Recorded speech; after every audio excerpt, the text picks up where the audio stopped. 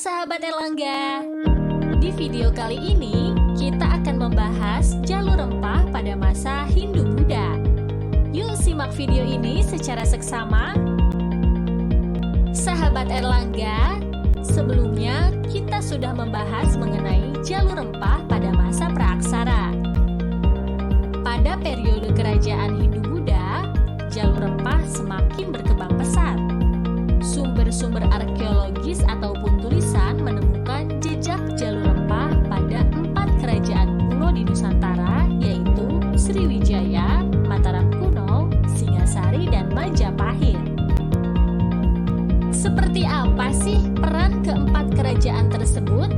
Mari kita bahas satu persatu. Kerajaan Sriwijaya.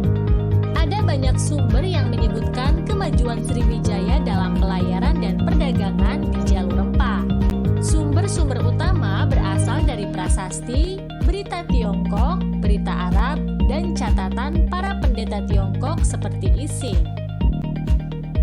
Sriwijaya tidak hanya menjalin hubungan perdagangan dengan beberapa wilayah di Nusantara, namun Sriwijaya juga menjalin hubungan dagang dengan India, Tiongkok, Arab, dan Persia.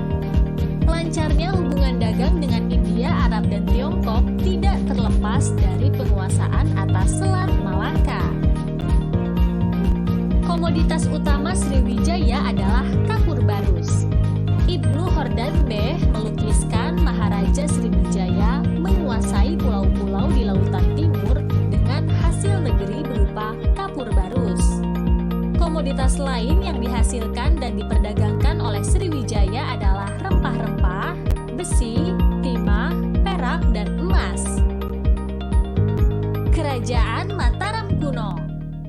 Bukti utama jalur rempah pada masa kerajaan ini adalah relief-relief pada Candi Borobudur yang dibangun pada 770 hingga 825 Masehi pada masa pemerintahan Raja Samaragrawira dan Raja Samaratungga. Pada relief Candi Borobudur ditemukan 63 spesies tanaman kuno yang sebagian diantaranya diyakini sebagai rempah-rempah cengkih, pala, dan cendana. Selain itu, ada pula relief perahu bercadik yang membuktikan bahwa nenek moyang bangsa Indonesia adalah seorang pelaut. Kerajaan Singasari. Jejak jalur rempah pada era Singasari tampak jelas pada masa pemerintahan Kertanegara. Di bawah Kertanegara, kekuasaan Singasari meliputi seluruh Jawa, Madura, Bali, Nusa Tenggara, Kalimantan, Sulawesi, Maluku, Melayu, dan Semenanjung Melayu. Jalur utama perdagangan mulai dari Selat Malaka hingga Kepulauan Maluku dikuasai Singasari. Singasari menjalin hubungan dagang dengan banyak mitra asing, terutama Tiongkok pada masa dinasti Yuan. Komoditas andalan Singasari adalah beras, emas, dan rempah-rempah. Sementara Tiongkok menawarkan sutra dan porselen. Kerajaan Majapahit. Pada abad 14, Majapahit menguasai hampir seluruh wilayah Nusantara yang berperan penting dalam jalur rempah. Di sebelah timur Nusantara, Majapahit berhasil menguasai sumber rempah-rempah. Di sebelah barat, Majapahit berhasil menguasai jalur pelayaran yang strategis seperti Semenanjung Melayu dan Selat Malaka setelah Samudra Pasai jatuh ke tangan Majapahit. Aktivitas perdagangan dengan daerah-daerah kekuasaan dan saudagar-saudagar mancanegara terpusat di pelabuhan-pelabuhan utama Majapahit, yaitu Canggu dan Bubar.